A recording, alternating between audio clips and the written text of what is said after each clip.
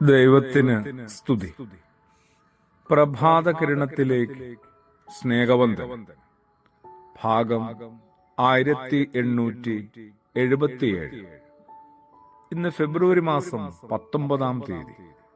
ഈ ആണ്ടിലെ 50-ാമത്തെ ദിവസത്തിലെത്തി. ക്രിസ്തുയേശു പറഞ്ഞ മനോഹരമായ കഥയാണ്.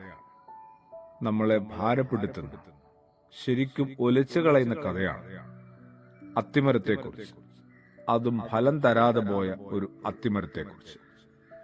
ഫലം തരേണ്ട കാലം കഴിഞ്ഞിട്ട് യജമാനൻ വീണ്ടും വീണ്ടും ക്ഷേമമന്വേഷിച്ചു വന്നിട്ട് പരിപാലിച്ചിട്ടും പരിചരിച്ചിട്ടും ഫലം തരാതെ പോയ അത്തിമരം. വിശുദ്ധനായ ലൂക്കോസിന്റെ സുവിശേഷം 13-ാം അധ്യായത്തില് ആ കഥ കിടപ്പുണ്ട്. എന്തുകൊണ്ടാണ് നമ്മൾ പലരും വേണ്ടതുപോലെ ആവുന്നത്ര, എത്താൻ കഴിയുന്നത്ര ഫലസമൃദ്ധിയിലേക്ക് വളരാനാകാതെ പോകുന്നത്? പലപ്പോഴും അപക്വമായ ബാല്യകാല ആഗ്രഹങ്ങളുടെ പിന്നാലെ അലഞ്ഞതുകൊണ്ടുകൂടിയാണ്. തീർച്ചയായിട്ടും സംരക്ഷകർ ശ്രദ്ധിക്കേണ്ടതുണ്ട്. ഓരോരുത്തർക്കും ഇഷ്ടപ്പെട്ട വഴിയല്ല അവരെ നടത്തേണ്ടത്. ഓരോരുത്തരും എത്തിച്ചേരേണ്ട വഴികളിലേക്കുള്ള നടപ്പ് തന്നെയാണോ ലക്ഷ്യമാക്കിയിരിക്കുന്നത്? അതൊന്നുകൂടി ഉറപ്പുവരുത്തണ്ടേ? അങ്ങനെയാണ് ഓരോ വഴികാട്ടിയും അത് നിരീക്ഷിച്ച് ഉറപ്പുവരുത്തേണ്ടത്. ചെറിയ ലക്ഷ്യങ്ങളിലേക്ക് ഒതുങ്ങാൻ തീരുമാനിക്കുന്നവരെ അവിടെ നിർത്തരുത് കേട്ടോ. ചില വലിയ ലക്ഷ്യങ്ങളിലേക്ക് കൈപിടിച്ച് നിർബന്ധിച്ച് അടുപ്പിക്കണം. ചിലര് എളുപ്പ വഴികളിൽ ആനന്ദം കണ്ടെത്തുന്നവരാണ്. അവരെ ചില കഠിന വഴികളിലൂടെ അതിന്റെ സാഹസികത കൂടി പരിചയപ്പെടുത്തി കൊടുക്കണ്ടേ?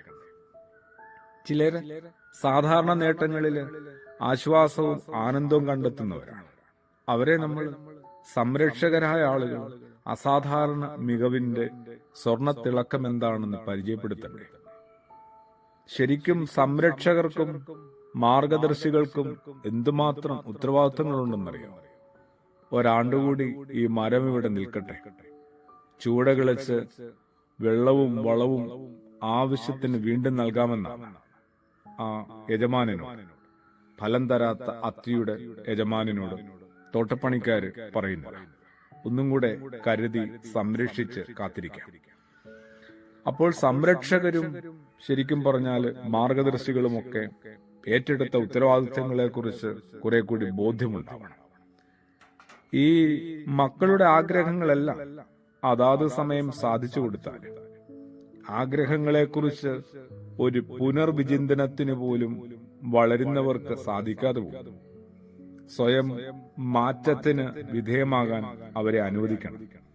അതുകൊണ്ട് സംരക്ഷകര് അവരുടെ ദൗത്യത്തെക്കുറിച്ച് കുറച്ചും കൂടി ബോധ്യമുള്ളവരാണ്.